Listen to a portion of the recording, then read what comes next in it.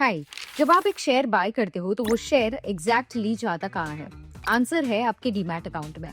अब इसी demat system के पीछे काम करते हैं दो साइलेंट और पावरफुल प्लेयर्स।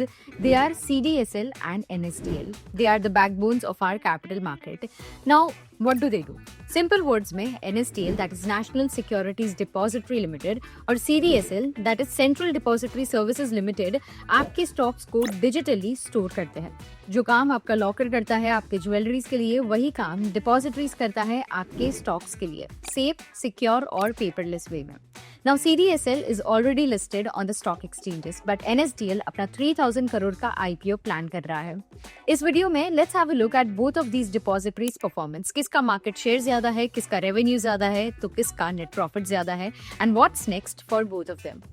सबसे पहले दोनों कंपनीज का थोड़ा बैकग्राउंड देखते हैं। NSDL was founded in 1996। ये इंडिया का पहला डिपॉजिटरी सिस्टम था जिन्होंने पेपर बेस्ड शेयर से डीमैट शेयर्स तक का ट्रांजिशन लाया। इनके प्रमोटर्स है NSE, IDBI जैसे बड़े इंस्टीट्यूट्स। और CDSL आया 1999 में। ये BSE के अंडर आता है और 2017 में CDSL इंडिया का पहला लिस्टेड डिपॉजिटरी बना। अब आते हैं कंपैरिजन में। अकाउंट्स की बात करें तो FY24 में CDSL के पास 11.56 करोड़ एक्टिव डीमैट अकाउंट्स थे। In comparison NSDL had 3.58 crore accounts. मतलब CDSL as of FY24 commands a dominant 76% market share in demat accounts.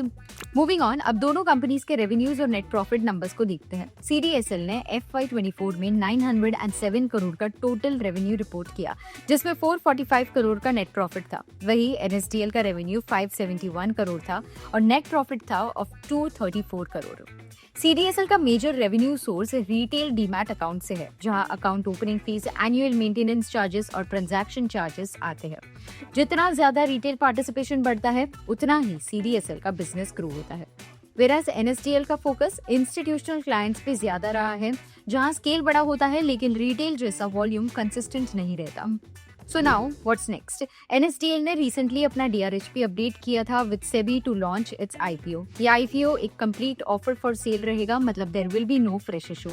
Major share holders जैसे कि IDBI bank, NSE, SBI, HDFC bank और union bank अपना stake reduce करेंगे via this offer for sale, SEBI के 15% ownership rule के compliance के लिए। As of today अब तक IPO इशू डिटेल्स अनाउंस नहीं हुए, बट जब भी ये अनाउंस होंगे we will make a proper IPO review video talking more about the company and its IPO। But for now tell us in the comment section below कि अगर stock market में ये दोनों शेयर्स अवेलेबल हो तो आप किस डिपॉजिटरी को प्रेफर करोगे, NSDL या CDSL? And do you believe कि डीमैट अकाउंट की ग्रोथ के साथ साथ डिपॉजिटरी स्टॉक्स भी लॉन्ग टर्म पोटेंशियल रखते हैं? Tell us in the comment section below. और इसी तरह के इंटरेस्टिंग वीडियोस के लिए subscribe to Kotak securities YouTube channel and follow us on all our social media platforms. Thank you and stay tuned.